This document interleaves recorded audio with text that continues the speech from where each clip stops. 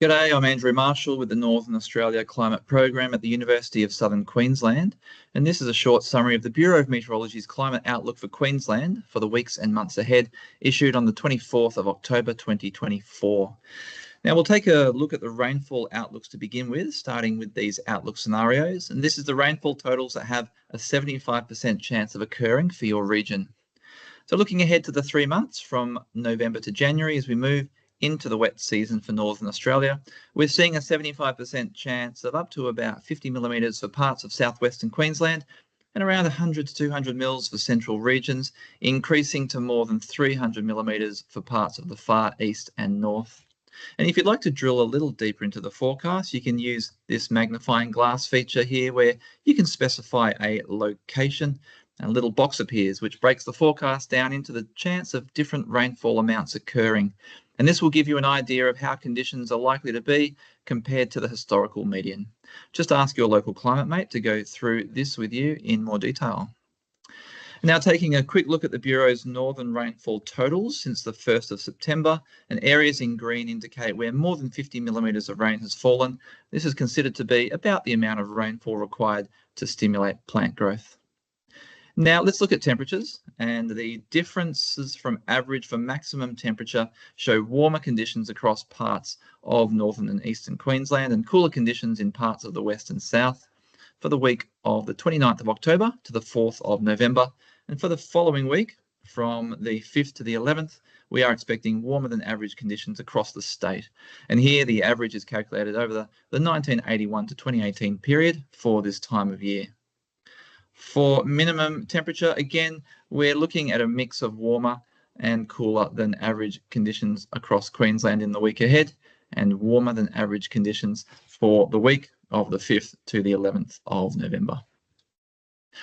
Looking at the chance of extremes map for the 3 months from November to January, we're seeing an elevated chance of unusually warm days and nights across the state. And by unusually warm, we mean the highest 20% of historical temperature records for this time of year, based on the 1981 to 2018 period. Now, these long-range forecasts are influenced by several climate factors, so let's have a quick look at the latest climate driver update from the Bureau. And the El Niño Southern Oscillation is currently neutral, with 2 of the 7 climate models that the Bureau surveys suggesting the possibility of a La Niña conditions in December and January. And the remaining 5 models are in the neutral range. If a La Niña does develop, it is likely to be relatively weak and short-lived. And remember that signs of La Niña are most relevant to the climate of the tropical Pacific region, and that the long-range forecasts for Australian rainfall and temperature provide better guidance for local climate. Now, the Indian Ocean Dipole, or the IOD, is neutral, and most climate models suggest the IOD is likely to remain neutral, but slightly negative for the rest of the year. Also keep in mind that IOD forecast skill is typically low at this time of year, beyond about 2 months ahead. As for our other climate drivers, a strong pulse of the Madden-Julian Oscillation, or the MJO, has developed over the maritime continent to the north of Australia, and it's forecast to move eastwards over the Pacific in the coming week.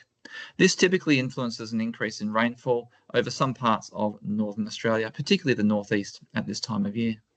And finally, the Southern Annular Mode, or the SAM, is forecast to be neutral over the next 2 weeks. Now, turning to the pasture growth outlook from long paddock for the 3 months from October to December, we are expecting to see pasture growth returning to northern, central and eastern parts of the country in response to the expected rainfall in the months ahead. Now, finally, let's take a look at the Cattle Comfort Index prototype forecasts from the Northern Australia Climate Program at nacp.org.au. And these forecasts go out to about 10 days ahead and are shown at 3 hourly intervals, which you can move through using these controls here under the map. Now, index values between 30 and 35 degrees represent moderate stress to cattle. Values between 35 and 40 degrees represent severe stress, and values above 40 degrees are considered extreme.